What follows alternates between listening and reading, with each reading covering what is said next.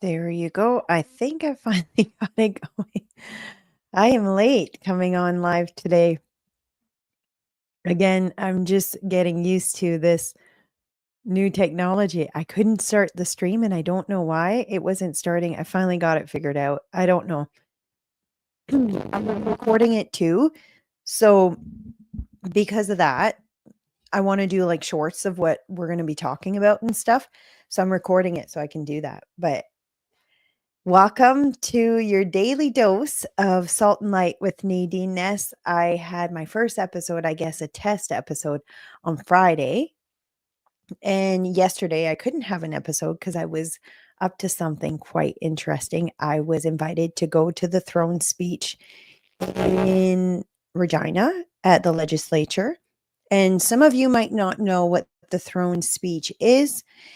It's the speech that kind of announced what the government's going to be doing over the next year. So they'll announce the priorities, the kind of policies they're going to be passing.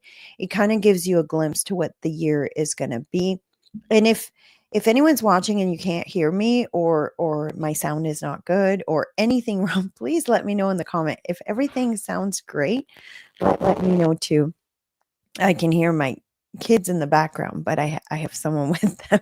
So if you hear them too, well, I can't really stop my real life, which I am at home in my house with my family still here. So, but yeah, the throne speech that happened at the ledge yesterday. So they announced what's going to happen in the next year and they announced kind of the party priority. And it's kind of funny. There's a few things that I'll talk about that I kind of notice. It's just the language. It's not Scott Moe that reads it. It's the Lieutenant Governor General, Russ. I should have grabbed his name, Russ Marasti, Marasti or yeah, I think it's Russ Marasti. I should know this off the top of my head. I'm going to Google it because I don't want to get that wrong and someone get offended. But I actually knew Russ before from when he was in policing. Yeah, Lieutenant Governor of Saskatchewan, Russell Marasti. So, anyways, I knew him before in policing. I've run into him. I can't remember where. I can't remember if it was up north when I worked in La Loche. But for those of you who are watching, you may not know, I'm a former RCMP officer.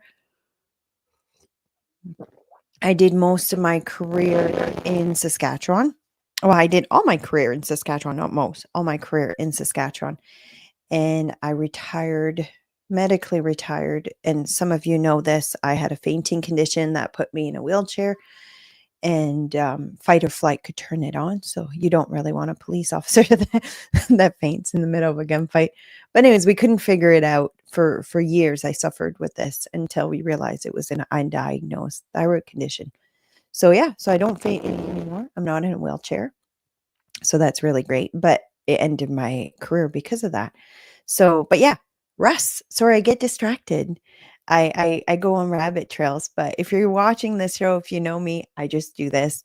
So it makes it more interesting. But I ran into him before, so I got to talk to him yesterday, which was really nice. So he was the one reading the speech. And when he reads it, my government will do this, my government will do that. So it's not necessarily saying the Sask party will do this. It's just saying the government will do this. So because we're a Sask party majority in Saskatchewan, it's policies put forward by Sask party. So, but yeah, it's read differently than that. It's very official. They do. I don't know all the whole process. If you're well aware of politics and you've been watching politics for years, you may not. You may know all of these processes, but they I don't know the terms and stuff. I can just explain what I witnessed from like a dumbed down person, a dumbed down version person of someone who's never really been in government. So they'll walk in, they have like the old English hat, the Speaker of the House wears that, similar to the federal. So they have that provincial, they have like this staff, but it's not called a staff, it's called something else. I don't know what it's called though. But and all the MLAs wear a little pin that's the same thing as this gold thing. If somebody knows what it is, say it in the comment. Save me the embarrassment, or I can Google it in a little bit. But yeah, so they wear that, and then they all come in, and it's all formal. You have the government on one side, they call it, and then the opposition on the other side. And if you're watching their sitting, you're facing the government. So you go in there if you are the Sask party supporters, you're sitting opposite to them so you can see them. And if you're an NDP supporter, you're sitting the other side so you can see them. And then they had all of their wives sitting in front of them. So it's kind of neat to see everyone there. It was very official. Most of what happened was the Russ that read the speech. And then Scott Moe said a few things, like made a few motion to open to close the house and stuff like that. So nothing big. It's not really an opportunity for them to go back and forth. They did announce like the new people who were working in the legislature. I believe the Court of Queen's bench, or is it the Queen's bench or is it the provincial Supreme Court? They had a bunch of judges sitting there. I think like 16 to, and then they announced this is probably the more boring stuff, but I didn't find it boring watching it in person. I just thought it was really neat how historic and how they have these traditions that have never changed, and they still do it the exact same way they would have when the government started in Saskatchewan. So I thought that was cool. I like seeing that kind of stuff. And then after that, they had a speaker's tea. So there's two different locations, basically the NDP side and the Sask party side. And then you could go and have some tea. And they actually had like these fancy silver teapots. And then you had like these fancy little gold plated teacups and plate, and then there was finger foods and stuff. And I say there was a Sask party in a NDP site, but I think over throughout the kind of mingling area, they both went within the other side. So yes, I got to meet a bunch of new MLAs on both sides. None of the old NDP came and talked to me, but some of the new one, probably not knowing who I was, came and talked to me. And it's funny, I was talking to some of them, and you could tell the old NDP were giving them the eye, like as in like she's a no-go. But even before that, I realized like some of those people are really nice. I think there's one guy, oh, I can't remember his name. I'm gonna Google who all the list is. I have a copy of who was there, but he's one of the ones that won for Saskatoon, and he was super nice. I'm like, wow, you're an NDP that I actually like. But I don't know if I should name him because they'll all dogpile on him. What were you doing talking to Nadine?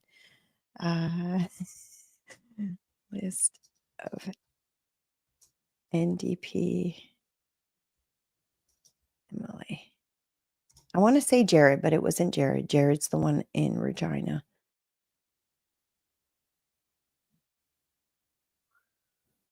I'll find it quick here. I talked to a couple. I think Dawn was one of them. So Dawn was new. We actually had some really good discussion. So Dawn is a new one for Saskatoon. He is a former principal, and yeah, everything was great until he realized that I was pro parental rights, and then his whole body language changed. But I said, look, we need to talk, even though you and I disagree on these things. We need to talk with people we disagree with, so we can get different perspective. The best ideas are usually formed when you bring all these different people with all these different views to the table, and you come up with the best solution that fits all people. So yeah, we still had a great chat, but it was just funny seeing his body language. And the guy that was really nice was Keith Jorgensen. I think I'm saying that right. He is a business owner, a bakery owner in in Saskatoon. So yeah, if you are an NDP person and you're watching this, don't dogpile him. um, I think it's just great, even when you have people who have completely different views. When you get together in person, it's very different than online. Online, we tend to like really, really separate ourselves and get in our own echo chambers, and we're becoming more and more polarized. But then when you get face to face, people have a tendency to be more respectful, more more nice, and it you're not hiding behind that keyboard type thing. So I think that needs to happen more. And I noticed that, like, not just at the ledge, it's different when they're in session, they're opposition. So maybe that's how it's supposed to be, but I would like to see something different. I would like there to be agreements on certain things that both sides can agree on, and not fight for the whole fact of fighting the other side. So, but yeah, in person, I saw like MLAs talking to other MLAs that were in the opposition. So completely different views, talking and mingling. So, but yeah, so there was this little tea that I participated in. I was in the line for the tea, and Scott Moe was right behind me. So I turned around and I shook his hand, and you could tell he hadn't recognized me. And I said, Nadine, and he's looking at me as in like, should I know you? Ness? He's like, oh yeah, yeah. And it was kind of funny because I was all like dolled up, like dressed really professional, which I don't do normally. And most of my stuff is online. You don't really see my face, but yeah, so it was kind of funny. I called him out later. I can't believe you didn't recognize me. But yeah, so there was that. Now we'll get into the meat and potato as to what was announced. I was pleasantly surprised by a lot of things. I have the actual throne speech, not the one they used, but they had copies of them there. If you want to get a copy of it, you can actually get it online. I'll post it in the comments. I don't know if you guys get to see the comments. It depends where you are. If you're watching, are you watching from Twitter or YouTube or Facebook? Because I see comments from Twitter, but I don't see comments from Facebook. Even my last live, I didn't see any comments from Facebook or YouTube, but I don't know if I need to go into Facebook and change the settings. I'm going to check later. Again, this is new. The live streaming is new. So I just posted a comment. It's showing up on the YouTube channel. So, and that's the copy of, no, it's not the throne speech. It's the announcement to the throne speech. Here, I'll find it quick. It gives like a summary of what was announced. So I'll be sharing that screen with you guys too, so you can read.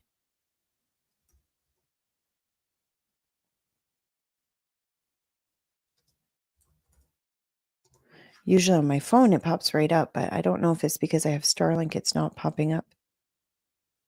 There you go. I'll post that in the comments too. So if you're watching on Twitter, you can go check it out too on YouTube, because I think that one's posting the comments. If not, we'll probably figure it out before the next live stream. Okay. One of the first thing I noticed, they addressed that Saskatchewan, or the Sask government, or the Sask party, got a clear message. So there was a lot of people that voted in line with what they were doing, their message on the economy, on making life more affordable.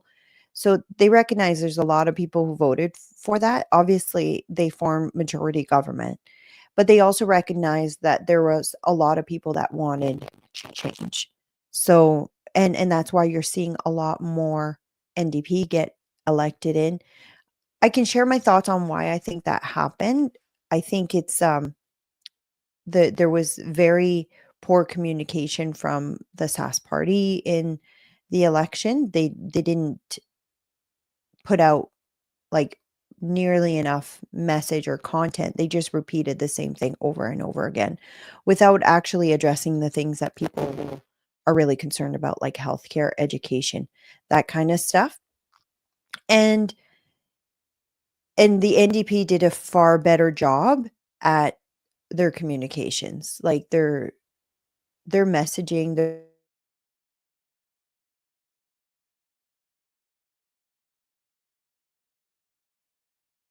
where she's like in a baseball outfit and she's like in a a batting cage or whatever, and she's that kind of stuff is really. And I know somebody might be like, "Oh, that's, like, really weird," and but no, with the messaging, it fit, and it was really well done, very professionally done. That kind of stuff is the kind of stuff that's gonna get shared. When you have your typical politician reading from a page, saying the same thing over and over again, it's not gonna get shared. You need to invoke emotion if you want people to share your content. You need to connect them to what you're saying, and if you can't do that, if you can't be authentic, if you can't just be real, you're usually not gonna get retweeted or shared, and your message is not gonna go very far. Pierre Polyev does a really good job at this, and I think that's why he's really, really winning in the polls. He has a way of reaching the general public, and whether you're watching this and you wanna admit it or not, the conservative side doesn't get the mainstream media on their side. They're all mainstream media is almost always critical of conservatives. So they have a disadvantage when it comes to election because they need to reach the people in a positive way. And that's not going to be through media. It's usually going to be through social media or door to door, face to face, whether it's events or knocking on doors. So they definitely have a disadvantage. But this is the avenue where I think the Sask party could grow the most with their communication, with putting material. They should take a page, a note or a page. What's that? Pierre Polyev eating the apple. The page out of Pierre Polyev, not Trump, Pierre Polyev. But yeah, with their communications, I don't think they reach the general public, and I know that because I talk to people all the time, and I'm like, yeah, but they did this. Like, did you not know about that? Like a perfect example. Saskatchewan announced new pay structure for doctors in Saskatchewan. Now, Saskatchewan's become extremely competitive for bringing in doctors to the province. You wouldn't know about it. Most of you don't know about it because the media keeps saying how doctors don't come here because we pay poorly, because our healthcare system sucks. But so doctors from other countries and other provinces probably see that and think, oh, I'll never go to Saskatchewan, but they don't know that they have one of the better pay structures since their new, I guess, negotiation or new contract. So, and yeah, even my husband, who's a doctor, didn't know because it's so multi-level. He's like, I don't think it's as much as we thought. And then he started getting his paycheck. We're like, wait a minute, this is way more what it was before. But there's no communication. Even the doctors didn't get proper communication. They say, "Oh, there's all these structures," but it's not explained. So, yeah, if you don't have even the people it affects the most informed on it, you don't have the general public informed on it, then the residents of Saskatchewan don't know, "Hey, Saskatchewan has become quite competitive when it comes to pay for doctors." But yeah, so that was one of the things that I think they really struggle with. Back to the throne speech.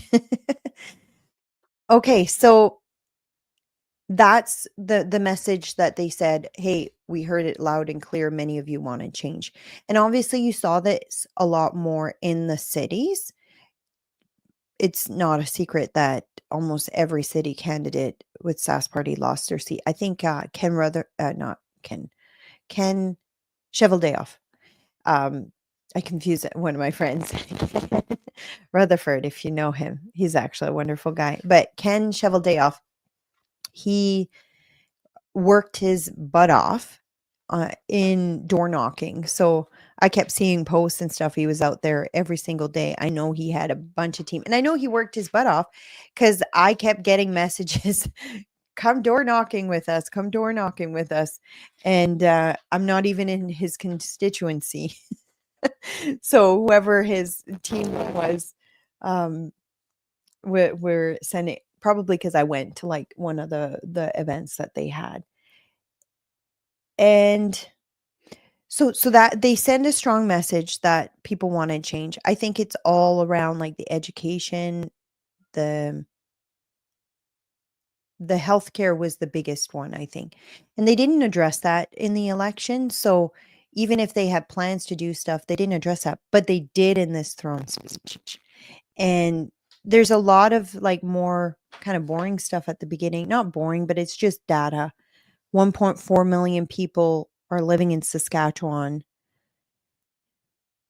or 1.4 million people will be living in Saskatchewan by 2030, 16 billion annual private capital investment by 2030. So I think this is like a projection. They're saying Saskatchewan is changing. We are more, we have 250,000 more people living in our province since 2007. I wonder why they chose that date. Maybe that's when they came into power. Again, I moved here in 2009. Yeah, 2009. That's when my daughter was born. And that must be when they took power. If somebody knows, says in the comments. They I'll start talking about what they announced for healthcare. And I'll put it on the screen actually, so you guys get to see too. Speech, I think it's topic 2. Yeah, there you go. So one of the things, they want to shorten surgical wait time by ensuring that 450,000 surgeries are performed over the next 4 years. I don't know how they're going to do that, but they announced something that I thought was really cool. They're going to be doing a team with frontline nurses. I don't know if that's announced in there, but I'm going to bring it up here because I thought that was so cool. They're going directly to the source. They're going to be doing a team with like frontline nurses, frontline doctors to try to figure out, okay, how do we make this more efficient? How do we do better?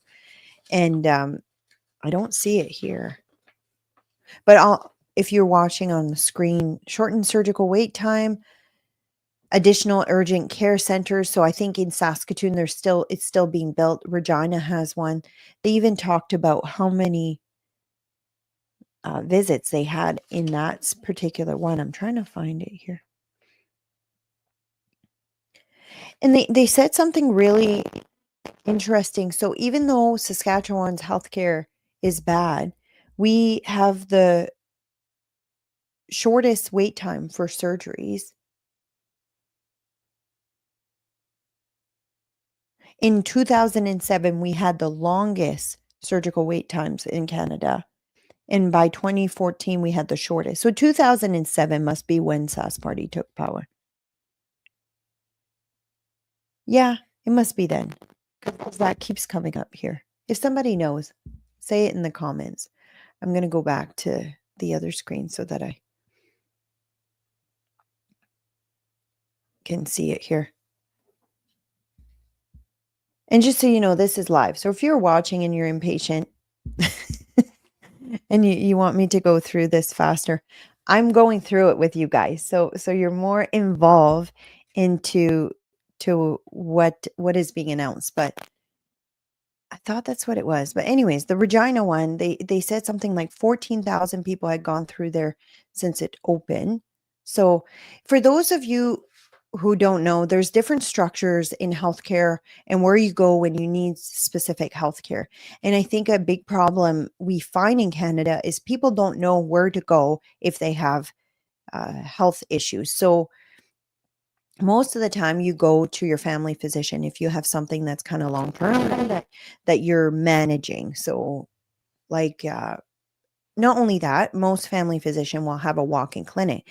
So if you book an appointment with your family physician, it's usually 2 or 3 weeks down the road. Sometimes you need something sooner, you go to the walk-in. So if it's like, I don't know, an infection, stitches, like minor stuff, you go to the walk-in. However, a lot of people don't know that. So they actually go to emerge things when they should be going to the walk-in. So if you have like a cold, it's likely not an emerge situation. That would be a walk-in situation. However, a lot of people go to emerge and then they're complaining they're waiting 7, 8 hours. Well, it's because everyone who shows up there is taking priority because they have more urgent situation like heart attack, stroke, accidents, things where they're bleeding out, things like that. You go to emerge for that. But a lot of people don't know, especially if people who come into Canada, they're not explained the different structures. They might just go to the hospital because in their country they might not have walk-in clinics or urgent centers and stuff like that. So the urgent centers is not like the big emergency hospital. It just will help take care of things like um, stitches, broken arms, stuff like that. The big hospital would be for the really serious stuff where you're probably going to need some surgery and urgent surgery. So I think it's great that they're opening different avenues for dealing with healthcare in Canada. So, but yeah, they're going to keep doing that.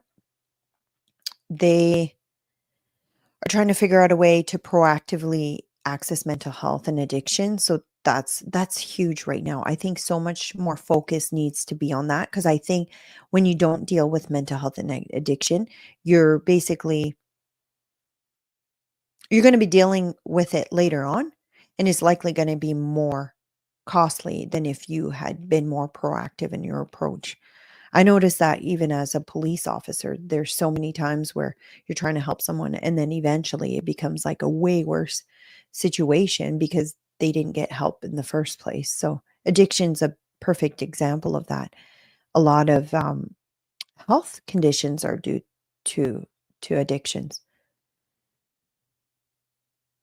So they want by 2028 for every person to have a family physician or a nurse practitioner. So there's a lot of centers as well that are creating, I guess, nurse practitioner offices. I don't know how you call it, but Warman's one of them. So Warman right now has a clinic that it's all nurse practitioners and they're run a little bit like they're under the Saskatchewan Health Authority, so they're like salary, it's not fee for service. The difference between the two, sorry, I'm giving you guys a lot of information because I think people need to understand that. Not every doctor is on salary. Many of them are fee for service. Like my husband, for example, he's fee for service. So they get paid a certain amount when they see a client. But then you have salaried and they have a maximum clients that they can see per day. And it's usually way lower than what a fee for service doctor would see. And I think that's happening at this clinic with the nurse practitioner. I still think it's great because I think we need more different types of healthcare. So I think it's great that they're opening that. Warman was one of those cities that struggled so much with doctors. I remember it was a few years ago. My husband was like one of two doctors that were working walk-in. So he was working walk-in almost every single day. And then he can't see his regular patient because he was working walk-in. I'm surprised he didn't burn out because he would come home so tired and everyone would get frustrated because they couldn't get in to see him. So you'd have like even people that walk in because there's only now two doctors seeing the whole town would get so frustrated. It got so bad they actually shut down the clinic for a week because they're like, we can only do so much. And they had like incidents where they had to call people because people were losing their mind in the clinic. But yeah, so I think it's great that they have that. Do I think it's more efficient? No, but it's definitely what we need to do because right now we're struggling finding enough doctors.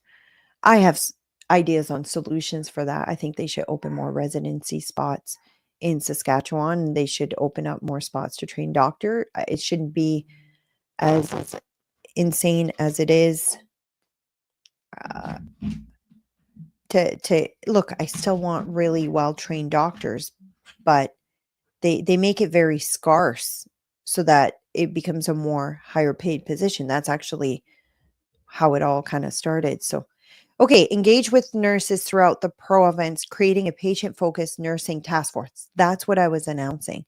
I think that's really, really great. You have a lot of bureaucrats that say, "Hey, we should be doing this, we should be doing that," but they kind of forget how it really is on the front line. And I think bringing the front line in people to make all those decisions is probably one of the most effective ways to bringing on good change that will work better for all people. And then I'm just trying to adjust here. Provide women with the option to do cervix self-screening at home for HPV, the leading cause of cervical cancer. I don't know what that's going to look like, but I like that they're considering that more. A self-driven approach to healthcare too, I think is a really great thing, and that's just like I see that as another avenue. Expand coverage for glucose monitoring for seniors. I don't remember them saying that. It was a long speech. Expand specialized support. Okay, so that was for healthcare. What what I think they need to do, they need to reevaluate too the structures of SHA and is it working? They need to do a little bit what Danielle Smith's doing. So she's basically seeing where are we efficient? Let's reproduce that and do that in other areas. So, and it's not a secret, I am a huge fan of what Danielle Smith's been doing on many avenue. I'm not going to say I agree with every single thing she does, but in how she's been dealing with healthcare, I think she's an example to follow. I'm hoping we'll see more of that in the coming years with the Sask government. But one of the things that I love more is her approach on tackling how COVID was dealt with. And I think Saskatchewan has taken no accountability for the damage that was done. And there's been no things put in place to ensure it didn't happen. It doesn't happen again. And especially with how they dealt with the unvaccinated, we're still seeing people being discriminated today. Like even today, after all the data that we know, we're still seeing that happen. And there's been no apology, nothing put in place to ensure that it doesn't happen again. And there's been no recognition of the harm that it has done with public trust in our healthcare system. Like nobody wants to talk about it. We're just going to pretend it never happened. And the thing is, it's going to affect every level of healthcare because it's not being addressed. I think that's a major mistake on the Sask government, um, on the Sask party, that they haven't even addressed this, not even close.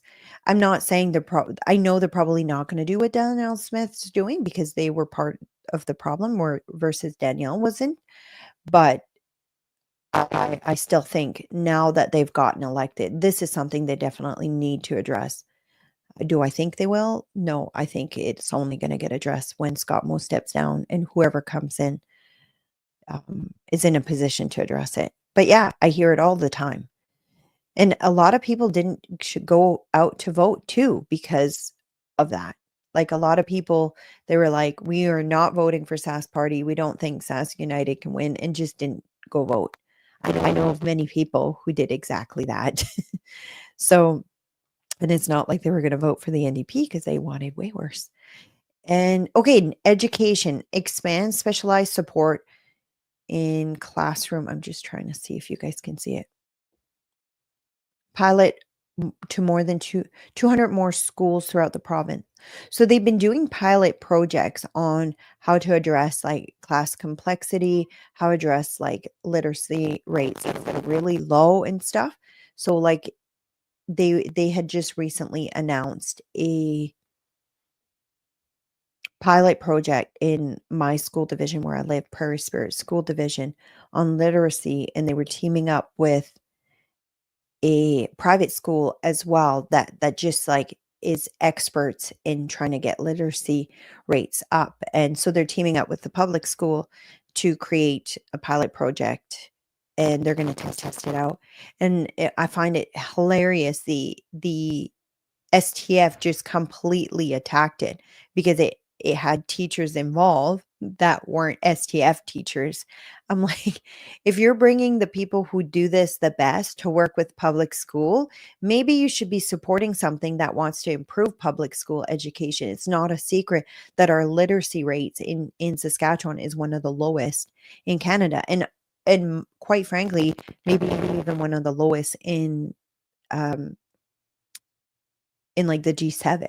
Like we have really low literacy rate. So but they don't get the union money from those teachers. So yeah, we're going to attack that. We're going to attack a decision that a school board made. Like can't stay in your lane. But they don't seem to want to do that very often. So but yeah, so they're gonna announce more of those, which I think that's great. They're trying to look at different ways to address the what's not working, which is class complexity. And a lot of people will say, well, we just need more money. We just need more money. There was I was talking to someone who used to work at STF, and he said for every $10 spent or thrown at increasing teachers, only about $1 of that actually goes towards more teacher. It's always into all these other avenue, all these um, bureaucrats. Only about 1 out of $10 goes to more teachers. I think we need to reevaluate how we structure, how we run our schools. There was a book, I haven't read it yet, but Bronwyn Eyre, when she was the Minister of Education, she referred to this book. I can't remember the name. I'm gonna read it because it gave a lot of ideas on how to make it better. And I'm gonna give my personal perspective as a parent of a child who really struggled in education. So I have a child who had a full-time EA with her in class because she was that difficult. She would run away from the school. She would have these massive tantrum. We tried medication. We tried so many things. There was so many behavioral issues, and we didn't see it at home. It was only at school. But they said, well, she needs to stay in the classroom. Well, she didn't learn. The rest of the kids didn't learn. She was so disruptive to the classroom that no one was able to learn. And they decided, we're going to try something out and we'll see if it works. So they actually pulled her from the classroom, not the whole day, but just part of the day. And she was in another classroom with a few other kids who had struggles like her. And she thrived in that classroom because she wasn't comparing herself to all the other students anymore. She was comparing herself to other kids who were just like her. And she wasn't getting so down on herself, and she actually improved quite a bit. So I get it. I want more resources for children who are struggling, but I don't necessarily think forcing them into the classroom with all the other kids and disrupting all, they have a right to education too. And I can honestly say I've spoken to a lot of teachers, and this is one of the things that makes their job so much harder. We can blame the literacy rate on the teachers all we want, but I think it's more than that. I don't necessarily think the teachers don't know how to teach the kids how to read. I think they just can't function in the current structure that they have because there's so much distraction. And that's just the kids who have like disability or learning disability and stuff. Add on top of that the increased immigration that we have, and we have a lot of kids who don't really speak the language that is taught in school. So not only are they learning to read, they also have to learn a whole new language. So, and that's happening in city schools more than rural schools. So you're seeing that impact drastically the quality of education that all kids are having because there's so much struggle. And I say this as, again, my daughter went to full French school. So when she started school, she didn't speak French. So she spoke a little bit because we spoke it a little bit at home, but my husband at the time was English only. My current husband is English only. So it's hard to speak another language that one of your family member doesn't understand. But yeah, she struggled. So I can just imagine how newcomers to Canada that don't speak fluent English would struggle in school. And that's very much something that's not enough people talk about. So, but I hear it from the teachers in the city that I have conversations with. So hopefully that will be addressed in the future. But increase funding to school division, add more teachers and support staff to help meet the pressure of growing student enrollment.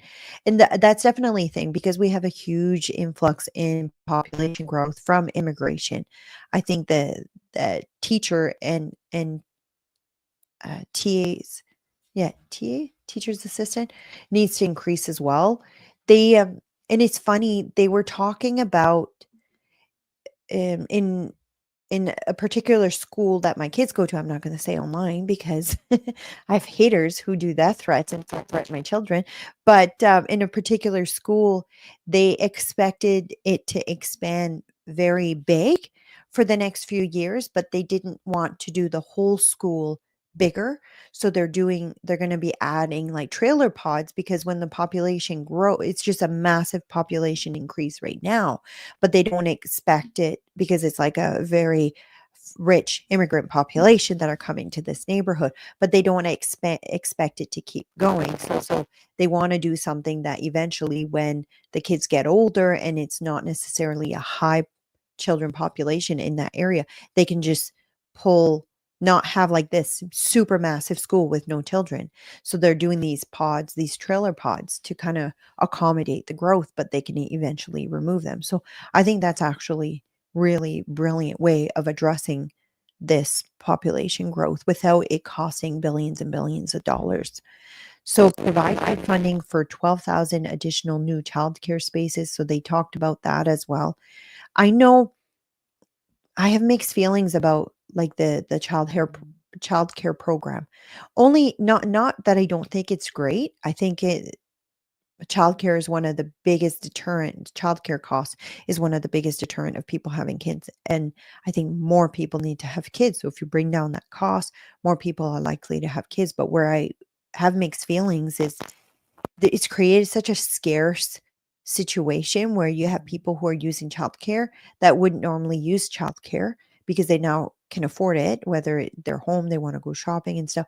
But not only that, because it's funded, I've noticed like some childcare provider reduce their hours because there's so many people now who can afford it who will get childcare. So now they'll only work till 4. So they can really handpick their clientele, which I get it that that would create that. But at the same time, you have a lot of families who can't get childcare. When we were looking, we couldn't find an open space anywhere when we were looking. So even though it's there, I think it's great that they're opening more additional spot spaces. So we'll see what will happen. But if you're someone who is looking for childcare and you can't find one that has open space, put it and share your experience in the comments. I just know we tried and tried for 6 months and couldn't find one. So, and this was for James, our 5-year-old. So, okay, the next thing, delivers on the government's election campaign commitment to make life more affordable. This is my favorite part, cutting taxes. It's very rare that you see government reducing taxes, but they said they're going to reduce low income tax credit, or they're going to increase the low income tax credit by 20%. They're going to cut personal income tax, or it's saying here the largest personal. Let me get, this is a summary that you're seeing. I have the actual throne speech here. Okay, so they will introduce the largest personal income tax reduction in Saskatchewan since 2008 by raising the personal exemption, the spousal exemption, the child exemption, and the senior supplement by 500 a year in each of the next 4 years. So I think this is actually great policy because they're orienting their policy towards family and low income people. So people who are most affected by high taxes are actually low income people, because for them, the amount of taxes that get removed has a greater impact than someone who is very well off, who maybe they'll just reduce how much steak they buy. But yeah, so and then they kind of explain what's that going to look like. As a result, a family of four will save more than 3,400 over the next 4 years, and a senior couple will save more than 3,100. I think it's great that they're addressing this issue with seniors, because seniors are also some of the most affected people when it comes to taxes. When fully implemented, an additional 54,000 people will no longer pay any Saskatchewan income tax. So the people who are the lower income end will now not pay income tax. So the Saskatchewan low income tax will be increased by 20%. Yeah, that's what it says there. And it says Saskatchewan has the lowest inflation rate in Saskatchewan, largely due to the government's decision to take the carbon tax off home heating. So they're also going to be taking the carbon tax off Sask Power for customers who use electricity to heat their home. So that was one of the things they announced too. That was great.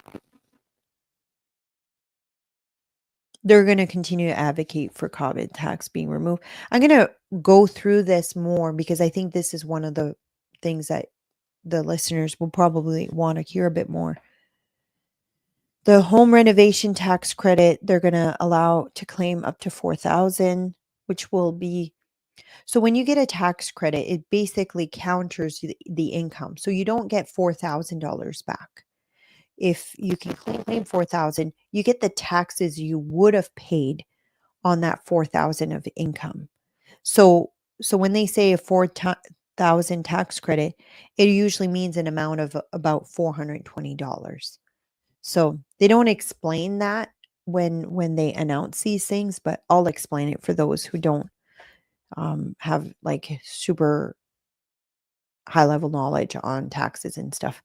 I know a little bit about taxes because I took I did business admin, and one of the I took some like payroll classes, like I guess to become a certified payroll admin, or to do payroll, and then part of that was income tax too. So I got some training on how to do income tax. It's the one thing I hate the most doing. I absolutely hate it. Hence why I don't work in payroll or income tax. I would love to work in something like HR, but and I'm good with numbers, really great with numbers. I just really don't like it. It's probably my extreme extrovertness doesn't enjoy being locked in a room with by myself just with numbers.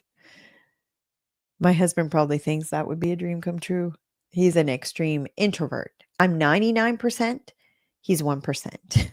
So if there's 100 people in the room, I'm more extrovert than 99 of them.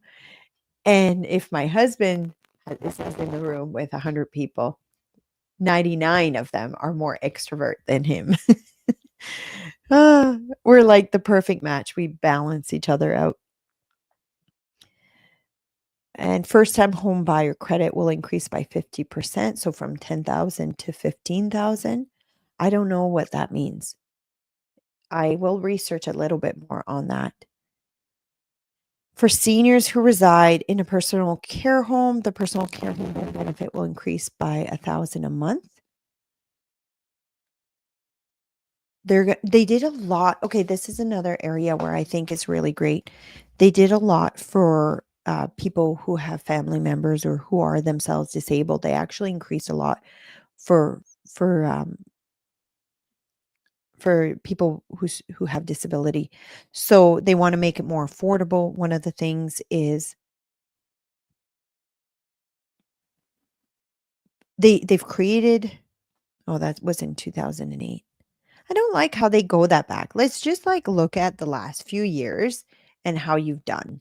Like stop bragging about things you've done 10 years ago that nobody still sees the effects of it. um They're going to increase the tax credit for person with disability and caregivers. It's going to be increased by the disability tax credit will be increased by 25%. The disability tax credit supplement for children under 18 will be increased by 25%. Caregiver tax credit, which provide financial support to families who care for adults, will also be increased by 25%.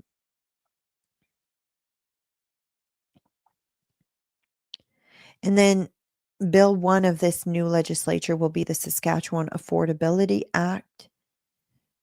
I guess that's probably going to include some of this stuff, but they want to make life more affordable for everyone in Saskatchewan. But it's such a talking point. I hate that I'm repeating this.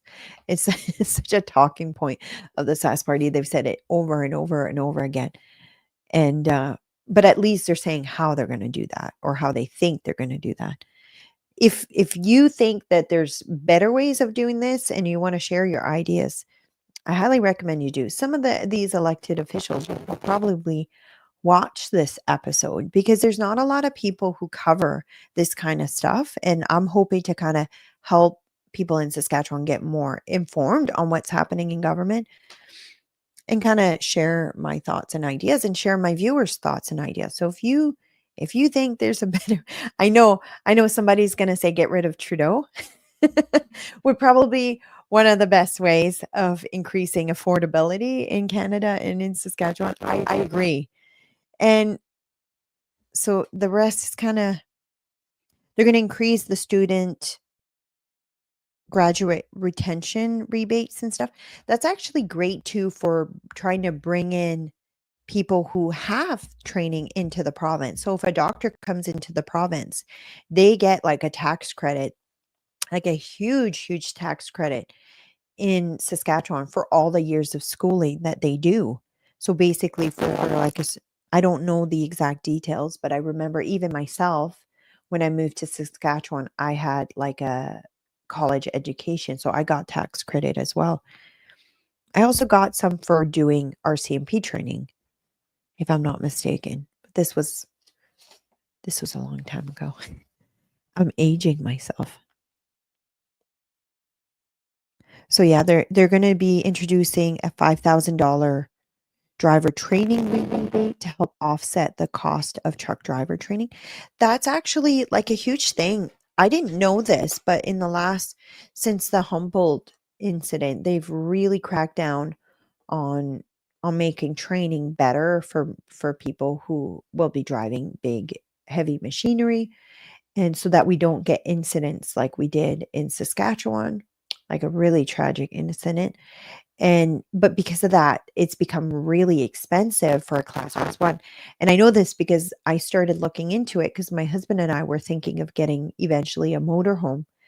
I won't get into details on why. I just feel like we'll be traveling one of these days. We really feel like God's putting that on our life, that's going to be happening in the future. And I was thinking, well, do I need a class one? I might as well get it because I want to be able to drive we don't have one now. It's not anytime soon. It's just sometime in the future. So we were looking into it and my husband was like, it's really increased. So my husband has his class one. He is a farmer. He grew up on a farm. So in Alberta, in New Brighton, Alberta, his father is a famous farmer known as Jim Ness, one of the 13 farmers who went to jail over the wheat board and eventually led to abolishing the wheat board. I'll do an episode on that one day. It's kind of a really interesting story. But anyways, I love my father-in-law, Jim Ness, quite the character. I'm a little too much like him, my husband says, with the work that I do. But yeah, so most farmers get their class one because you drive grain truck, you drive machinery, water trucks, all sorts of things, spray trucks. So most farmers need a class one, and that's like a huge expensive thing now for farmers in Saskatchewan. And farmers in Saskatchewan aren't always the richest people. It's so hard to make a living off farming. So I think that's a really actually great thing to address because that's likely going to be affecting all the family members who are going to be getting their class one for farming in Saskatchewan. Um, what else here? They talked about municipal revenue sharing. So they really want to increase it to $340 million this year. So send funds towards municipal projects. And this funding will allow local government to invest in local priorities. Oh, sorry. I'm just realizing I've got this throne speech in front of the camera. I'm just talking to you guys like you're sitting in my living room. You guys are being so quiet. There's so many people watching. Why is no one commenting? Maybe they're watching on Facebook and can't comment, or I just don't see it. I don't know. It says can't post comment to some destination. I wonder.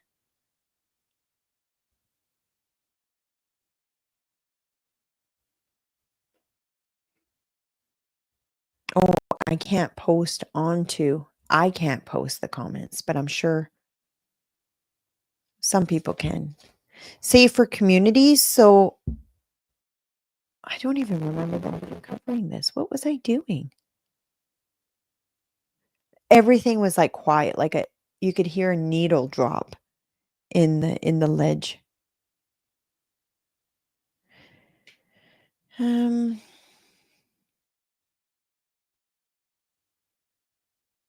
one of the things is they're going to create 500 recovery spaces to help individuals access treatment and leave a life of addiction. I think that's a really great move. And I do believe if you address addictions in Saskatchewan, you're going to see a huge reduction in crime. When when I was a police officer, it's very rare that I ever had been called to calls that where drugs or alcohol wasn't a factor into the police getting called. Same thing with like all the break-in enters that we attended that we caught the suspect. They were all had like severe addiction issues. So I think if they address that, like proactively address that, they'll address the greater um, they'll address the safety aspect into the community because when you have a happy, healthy population, you usually have an extremely low crime rate. And that's often quite revolving around addiction. And I'm not saying that all addicts are criminals. That's not what I'm saying. Um, but almost all crime involve drugs or alcohol. And that was my experience as a police officer. Is very rare that I got called to things that didn't involve that. In fact, like almost every charge that we would lay, because there was alcohol or drugs involved, would put the condition offender or suspect must not. Uh, we named it differently. It was an offender. Oh wow, that's a big brain fart that I can't remember the name. Client? No, we would say client, but I can't remember the name I would put on the report. But on the conditions of release, yeah, it would almost always be must not have drugs or alcohol, and if they do, it would be considered a breach. They would get charged with a breach, and anyways, punishment when convicted would be much greater. So in essence, actually, I want to share something that I think would really, really be effective in reducing crime. And this is something that I experienced as a police officer in a community that implemented these changes. So they say it's a very small percentage of the population. So I think something like 5% of the population commit 90% of the crime. So it's almost always repeat offenders. It's very rare that it's a new, unless they're like growing up and then starting to commit crime. But it's very rare when you get break and enters, when you get like domestic situation, or even just violent situation, like very violent crime. It's very rare that it's someone that's never had anything to do in the system, which often the people who are committing the crime are on conditions to either curfew or either no alcohol or drugs, but they're out in the community while on condition, so on bail, sort of, so to speak.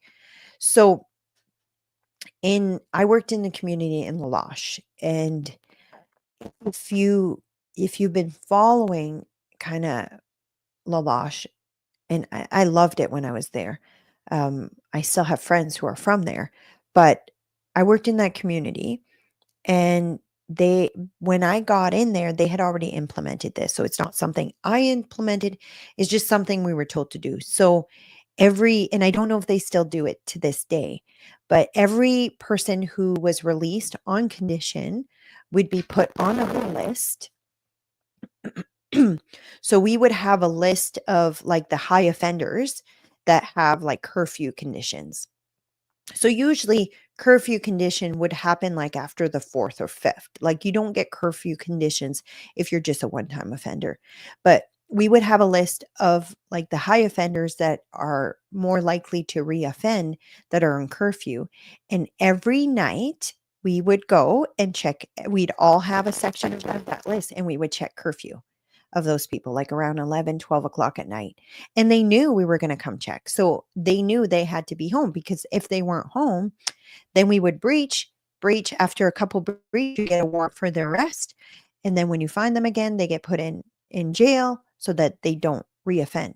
But I can't remember the exact stat, but they told us the amount of crime that was happening prior to this new way of dealing with it was introduced was like crazy highs. Laloche was one of the higher crime rate detachments. It had a reputation. It was a really hard detachment to go work in. You were worked like insane. I remember one night we were there. We had 11 priority one calls. So priority one calls is life or death situation. It means you need to go there, run lights and sirens. Someone's life is in danger. We had 11 in a matter of like 3 hours. And there was like a gang war. There was like stabbing, shooting, like multiple stabbing on the way to a priority one call. There was a guy in the middle of the street who had been stabbed. He ended up living. um, but yeah, it was insane. And but they implemented this, and the crime rate and the violent rate went down so much. And I was thinking, if only we had the resources to deal with like habitual offenders. And I know some of you will say, just put them all in jail. And while I don't think habitual offenders who are more likely to offend, I think everyone deserves the right to safety. And but I also think that people can and do change. I've seen it. Is it rare? Yes, I've seen it. But I also have a heart for a lot of these people, because the saying hurt people is very, very true. I've seen people radically change when they've become Christian. Like I have people in the church, they share their testimony on what they used to be like, and they're like phenomenal people, very caring, very loving, but they used to do really horrible things. I do think people can change. But at the same time, if someone keeps offending, keeps putting people's lives at risk, I think we have a duty to preserve those people's rights too. So I do believe that we shouldn't be releasing violent offenders like violent murderers onto, like, I had a case where this guy, he had been convicted of attempt, I think it was attempt murder. Like he shot someone with a shotgun in the gut. The guy survived, like, so he didn't die. But 7 years later, he was out on the street, and I had a case where he had was like stomping on this lady's head and broken her jaw. She had to be airlifted out. And yeah, a few days later, he was out on condition. And this is someone who has a history of very violent offenses. He ended up getting into another incident. So you're seeing that way too much. And I don't necessarily blame police officers for that issue, because I was one of those police officers that worked really hard in helping protect victims, and then they go through the court system and they just get thrown out and back into the community without actual protection done. And I will also say what I witnessed, the court system is not the same in Saskatoon or in Regina or in uh, like even in white communities, and I'm going to say that because I think it needs to be said. The court system is not the same there, and people are not treated the same there as they would in like Laloche, for example. Laloche is so full, they basically like only send things to trial that are like really serious. it, they just don't have the resources or the time. There's just so much, and there's not enough lawyers. There's not enough legal aid. There's not enough. So crimes that you would see somebody like not be released in like Saskatoon would be released the next day. Sorry, in Laloche. And I do think that is actually creating an area where I think that's why we're seeing a lot more Indigenous women and children go missing and be victims of we're not doing we're failing them. And I honestly think the court system and the court structure is a big reason why we're failing them. And I think it needs to be revamped. So that's probably the lefty side of me. I always say I'm right wing, very right leaning, but I have a soft spot for for victims of violent crime and victims of any type of crime. And what I witnessed when I was up there was really disheartening because these women stayed in these situations. They had nothing. They had nowhere they could go.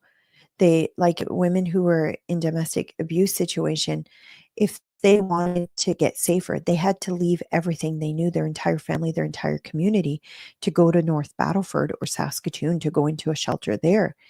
And there was one in Laloche, but it was always full. Like there should be way, way more.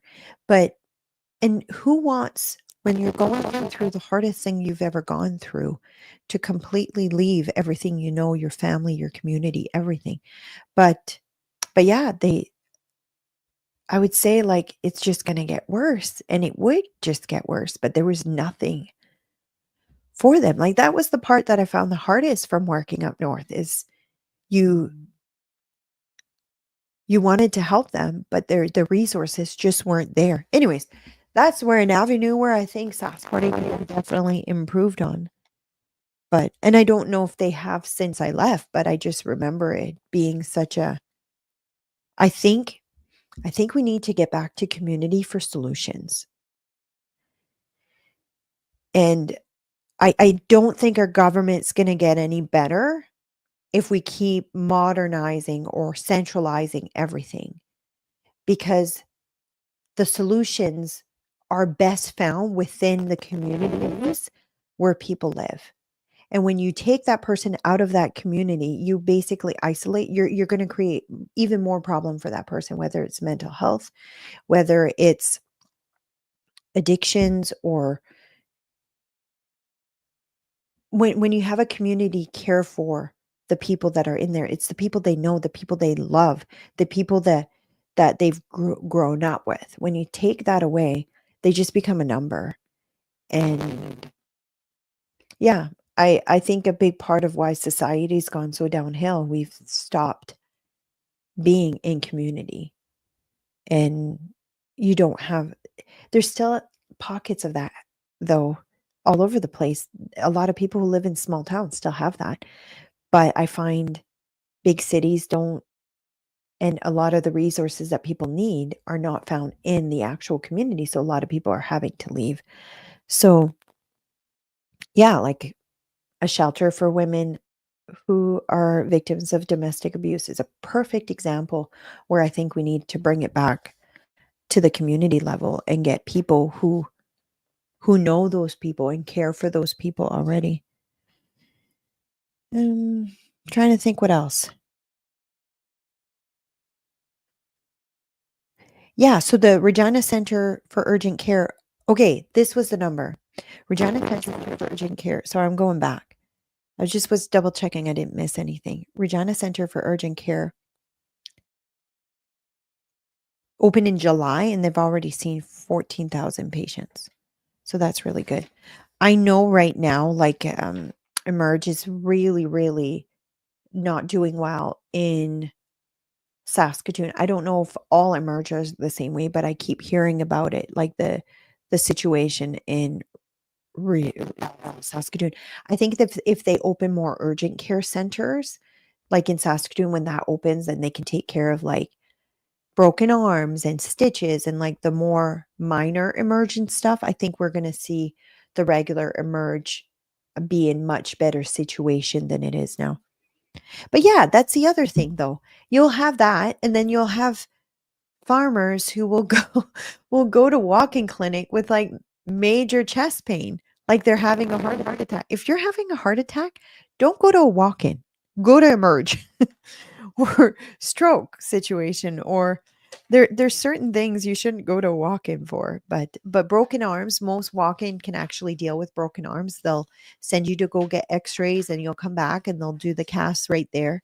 If you need surgery, whatever, they'll refer you to surgery. So all those things need to go. But yeah, I like to talk about it because my husband would sometimes like complain to me, I can't believe they didn't go to Emerge with this, or I can't believe they went to Emerge for a cold. Like, um, so, or he would say, yeah, this person came with a list of items, and you guys probably don't know this, but they came with like their shopping list of medical items for him to address, and they have 15 minutes. Like the next patient is booked for 15 minutes later. And I said, Jonathan, they're waiting 3 weeks to see you. They they want this all addressed because the next time is probably going to be 3 weeks. He's like, but I only have 15 minutes. I said, they don't necessarily know that when they come in, you only have time to address one, maybe two things.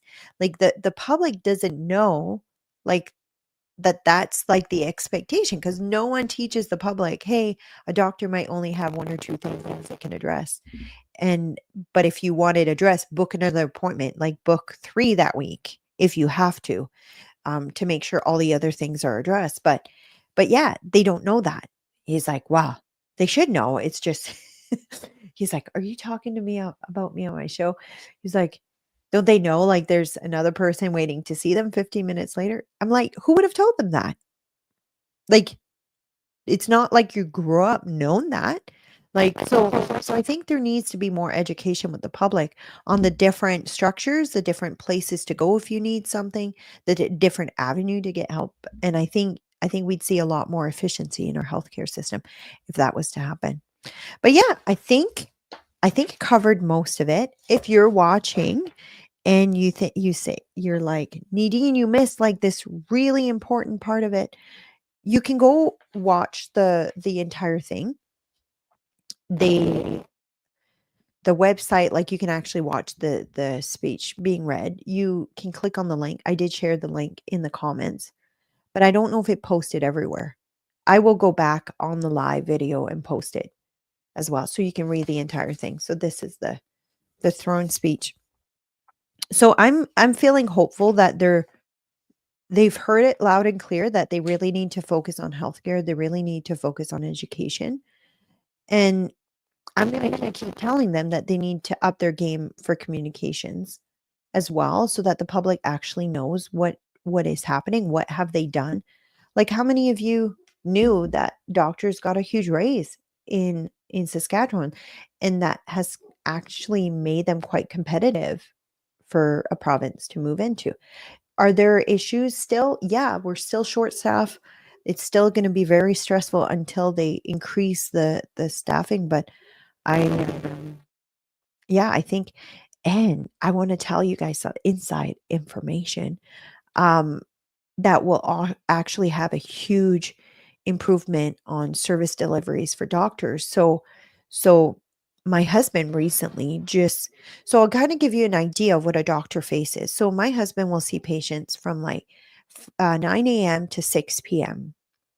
sometimes 5, 6 p.m. if it's walk-in.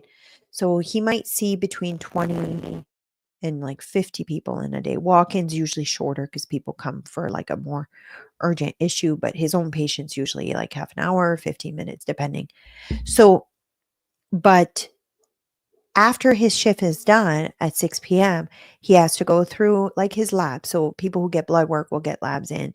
So that will usually take 30, 45 minutes, depending how many labs he has to go through. He has to put notes, call this person back in. I need to see them. Or if there's anything urgent, he might call them. Like he'll often have a couple phone calls that he needs to do to patient at the end of the day. And then he has to do all of his notes. And that's usually an hour. Like my husband doesn't usually get home till like 7:30, 8 o'clock at night. And so yeah, they do make a lot more money, but they also work a lot more hours. And he's one of the lucky ones. He doesn't work like emerge.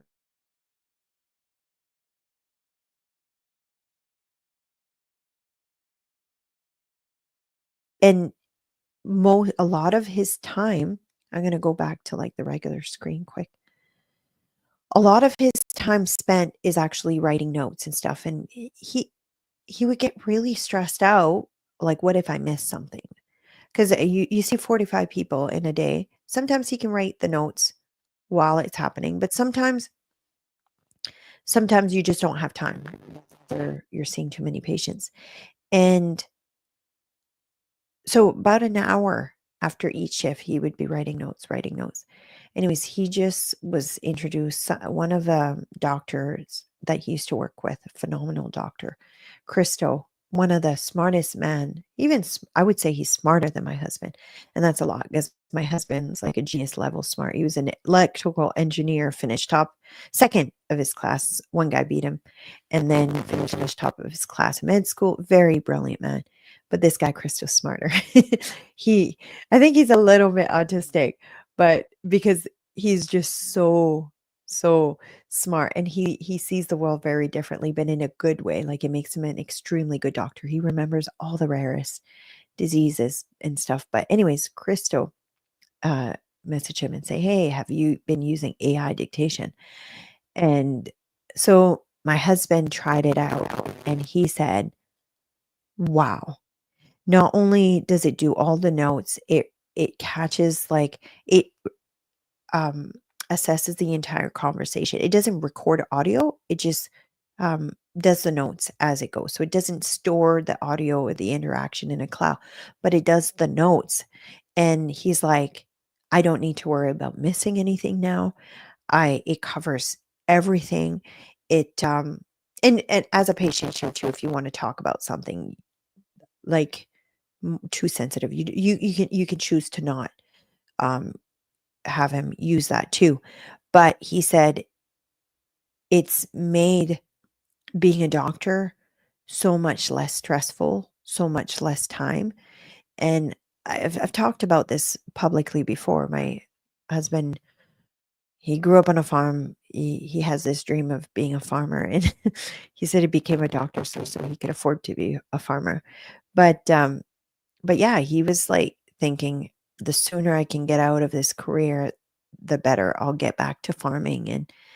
And just since he started using that, he's realized, wow, how much stress and not only that, the advancements that it's going to do too, it might give doctors, based on what the patient's history is, the patient, what they're saying, hey, maybe look into them potentially having this, or maybe you should test for this. So it's just that extra, it's almost having like a second person to say, hey, look into this. And I think it's going to drastically reduce the amount of doctor error. Like in the in Canada, in the US, like thousands of people die every year due to doctor error. They're human. They're not they can't catch everything. They're not perfect. They're never going to be perfect. But I think this new stuff will have massive positive impact for health in general in Canada. And I'm so excited to hear that they're embracing this technology. There's talks of incorporating it into the systems that currently work. And just my husband alone, like, he's been raving about it to all his other coworkers and saying, like, "I don't think you guys get, like, this will make it so we don't do mistakes. This will make it so that we're even better doctors, so that we have better documentation. So if a patient changes from one doctor to another, they'll have better documentation as to the patient's history, and, it's saving so much time." So now he's coming home like 5:30, 6 o'clock. Like, we're actually being able to have supper with him instead of my kids can't wait till 8 o'clock. They're too hungry. So it's creating an environment that's so much better. But yeah, the public doesn't know. A lot of doctors don't even know that that's available. And so yeah, I think in the next year, and whether we like it or not, I think AI is not artificial intelligent. It doesn't create intelligent. It's just massive data processing. So I think the term is misleading, but and I've been using it and getting training on it, and it's really helped me even with the regular stuff, organizational stuff. But yeah, it's just so nice seeing my husband come home and he's got like this huge weight lifted off his shoulder. He was like always worried, what if I missed a note, or what if I missed this? Or and now, not that he's still not going to be careful. He's a very good doctor who's really meticulous, and he has like I said, he's like a genius. He remembers all these rare conditions, and and he's really good with patient. He's got good bit. And I hear that because his patients tell me like how much they think he's great. He's got good bedside manners and he listens to people, but because he cares and listens, I think that's why um and he doesn't want to miss something, and he doesn't want to ever make a mistake that caused someone's life. So it weighs heavily. I think the more you care, the more heavily it weighs on you. So he just thinks that it's really great. So I think as Saskatchewan starts embracing these new technology, I think we're going to start seeing a change in healthcare and a way of proactively addressing some of the shortfalls that we have in our current healthcare system. And yeah, I'm hoping all doctors throughout the province feel the same sense of relief my husband did when he started using this. Like he says, it's literally changed his life and his day at work, and for the better. I think he's actually really enjoying it now. Versus he hasn't been looking on ways to make our farm income producing, so he doesn't need to be a doctor anymore. So that's really good. But yeah, so I think this throne speech is great. I think they're sorry. I think they're going to address the new changes, or they're going to address the things that people want to change for. Sorry, that's what I meant to say. And I think we're going to start seeing better things come with our healthcare system. But again, we have to recognize that not all this are provincial government decision issues. A lot of it too are decisions that are happening at the federal level that's coming down and affecting us at the provincial level. And I honestly think we're going to see like truly see major change when we see a change in federal government. So, and I'm hoping that soon. I keep thinking it has to happen now, like, but yeah, a few people want their pension, so they're gonna like string us along and make us suffer until they get their pension. I'm almost to the point. Can we just give them their pension now? Like, let's just change the legislation so that they get their pension now, so that we can be done with Trudeau. um, who's with me? I think the cost of another year might be greater than if we were like, oh, let's just give them their pension now. Some stringent money people are like, no, no. But yeah, so we'll see. I just noticing some comments here. Sorry, I haven't been interacting much, but there hasn't been too many comments. But yeah, Hi, Maria. Yes, I was on Clyde Do Something. Clyde is actually the one that got me thinking about doing a regular show, and he helped me figure out what I needed with like OBS. So I use different structures, but he helped me figure out what I needed. So he's, if you don't follow Clyde Do Something on YouTube, he's on Twitter too. I highly recommend you do.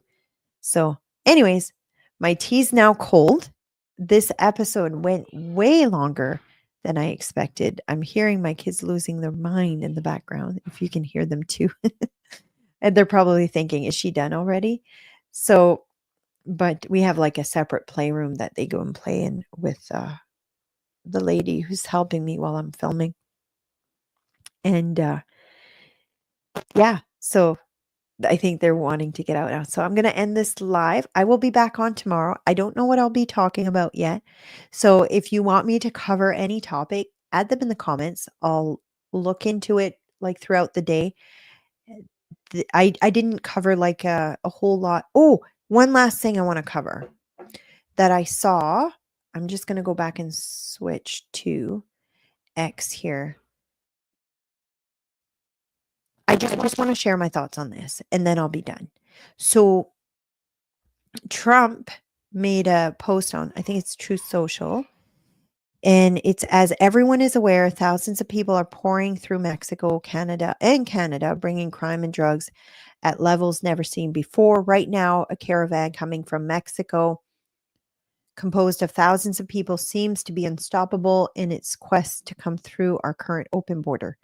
On January 20th, as one of my first executive orders, I will sign all necessary documents to charge Mexico and Canada a 25% tariff on all products coming into the United States and its ridiculous open borders. This tariff will remain in effect. So that's obviously something that's going to affect Canadians if it does in fact go through. I also see it a little bit different. I see it this as, hey, you guys, Trudeau, if you don't get your stuff in order, we're going to be doing this. So you better start dealing with these open borders that are affecting US. I think it's like your parents saying, if you don't go clean up your room, you're going to be facing punishment. So I'll be interested to see if this does come into effect, but I see this as a power move on trying to put pressure on our Trudeau government into actually start being smarter about our border policy. And yes, Maria said Trump and Pierre will hash this out. Yeah. This is just another example on how Canada is not being taken seriously. Trudeau is a joke and Trump thinks so. And I honestly think if we don't do something about replacing Trudeau and getting a new government in, I honestly think we're going to be suffering. But I don't blame Trump for that.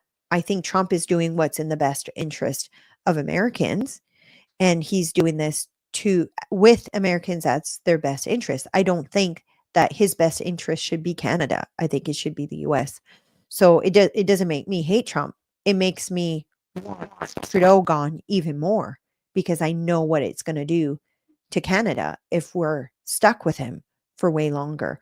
I think this will create a lot of pressure, and you're already seeing this, because I saw that Pierre here. I'm just going to see if I can. Pierre had addressed this. I'm just going to. Yeah, he actually talked about this. Like, I don't have the video. I'll play it tomorrow. I'll approach this subject again tomorrow, because I think it needs more than a couple minute discussion. But I think Pierre's approach to it, he's basically saying, no, we're going to have negotiation. We're going to be two adults at the table. I don't think when Trump meets with Trudeau, he's thinking he's meeting with two adults at the table. He's meeting with a man-child, with a narcissistic man-child. Tell us really how you feel, Nadine, about Trudeau. And maybe I feel these strong feelings. I don't know if you know this history about me, but I used to be a lefty. I actually voted for Trudeau his first go round. So I feel I need to heavily make up on it because I have massive, massive amounts of regret. I used to be like brainwashed, like most people from the media, and just like swallow everything media was giving me, that Harper was a bad person, like no heart. He's a cold, heartless man that just like wants to make everyone poor and freeze all the raises. And anyways, I'm trying to make up for it now. But he it was shortly after he got elected that I started waking up. I shared this story with some people when the first thing was when he announced the 50-50 cabinet. And I'm like, "Oh, more women are getting in." Um, which I think more women should get involved in politics. Just point blank. I think we need so many more different perspective, and I think it's great that more women are running. But when you look at the percentage of elected officials that are women, it's a much smaller percentage than 50%, whether you agree with it or not. So, which meant if you did 50-50% and you only had about like 10 or 15% of all MLAs that are women, that means you chose people because they were women, not because they were the best person for the position. And I have issues with that. I think in government, we should have the best of the best forming government. Like the decisions made at government level affect every single Canadian. And I don't want people who are unqualified to be doing that position just because they are a woman. I want the most qualified people doing that position. And right away, I'm like, I don't like, and I know I am a woman and I'm actually, I wouldn't call myself like the feminist in the sense that what the feminists currently represent, but I would say a feminist as in I do believe women should have equal opportunity, not equal outcome. But and I worked in a male dominated field. I'm what you would call like a massive like tomboy. I always think I can do it better than men. And some stuff I can do better than men. Like construction. I'm an anomaly. Um in woodworking and stuff. But even in training, the obstacle course, I did better than some of the men who were on my in my troop. I had fast repair, more push-ups, more pull-ups, and better shooting, really good shooting. But so I do believe that there should be equal opportunity, but not necessarily equal outcome. But yeah, that really rubbed me off the wrong way. I'm like, I think that's how you say that saying. That sounded bad. I will avoid using it in the future. But yeah, I was like, I don't want someone to get in because they're a woman. I want them to get in because they're the best person for the job. And I also think that women are better at certain roles. Like I was better at dealing with victims of domestic abuse and victims of sexual abuse than most of my male counterpart. That was where I really thrived in. And I think recognizing the differences can be a really positive benefit as well for society as a whole, especially if it's something you're passionate about. I don't think all of people should be put into a category or forced into a category. I think it should be a choice. But yeah, that's when but when I really started waking up, I remember Trump had something to do with it. I remember like I used to despise him. I used to hate Trump. And I used to think he was like the most rudest, like arrogant, like meanest. And I can't remember exactly what it was, but I just remember it was like a multitude of videos where I saw him. The media was saying he said something. I'm like, he can't possibly have said that. Like I know he's all these awful things, but he can't possibly have said that. And then I went and watched the video and they completely twisted everything he said. And I'm like, if they did that with that, what else have they done? Like I started evaluating, what else have I been misled? Like, is my hatred for Harper the same thing? Like, did they Yeah. I went and started looking. Okay, why do I hate Harper? And like, I started looking into the things and I'm like, oh my gosh, I've been like misled and lied to. And and I started, like, waking up, and that's why I get so frustrated with the people who just, like, parrot these talking lines, like, "Good people on both sides." Like, did you even go and watch the whole thing of what Trump said? Like, I get actually angry because it's so misleading to the general public. And I don't like people who lie. I I really, really dislike liars, and it's one of those things, like, to me, once you lose your credibility, you never gain it back, and that was one of the things when I was a police officer that, I learned very early on, and also my parents really installed in me, lying is really bad. I was so afraid of lying because I knew, it wouldn't end good. I have 2 kids that never lie, and then I have one who constantly jokes lie, and I don't like it. We're trying to work it out of him, but yeah, I don't like people who mislead and lie, and it's funny, I have, like, the left sometimes, like, accusing me, "Oh, you're lying, you're making that up." I'm like, "What? What? Prove to me, because it's something I so strongly believe into as my core. To not lie or mislead or make anything up. I always back up what I say, like when I've reported on stories. But yeah, they'll just throw that all out. And I say, okay, what was a lie? And they can't. And then they'll say, well, it didn't happen. I'm like, I have proof that it did. You may not want to believe it, but it did. And but yeah, that's when I became really disenfranchised with mainstream media. And that's probably why I have such strong opinion on it. I think for someone who's been misled, it bothers them even more than someone who always could see through it. And, it's also why I have strong opinion on Trudeau. So, anyways, this has gone way longer. I'm shocked at how many people are watching this and still watching. I'm shocked you guys haven't just all exited out, but I'll be doing another episode tomorrow at 10 AM. This time I'll be on time. I think I've got the tech figured out. Either way, I'm gonna come in way earlier. I was working on this like for 20 minutes. I just couldn't get it working. I'm gonna try to figure out through the comments for Facebook and stuff because I want to be able to see what everyone says on all platform. And but yeah, please forgive me for having voted for Trudeau. I'm trying to make up for it and hope to see you tomorrow. See you guys.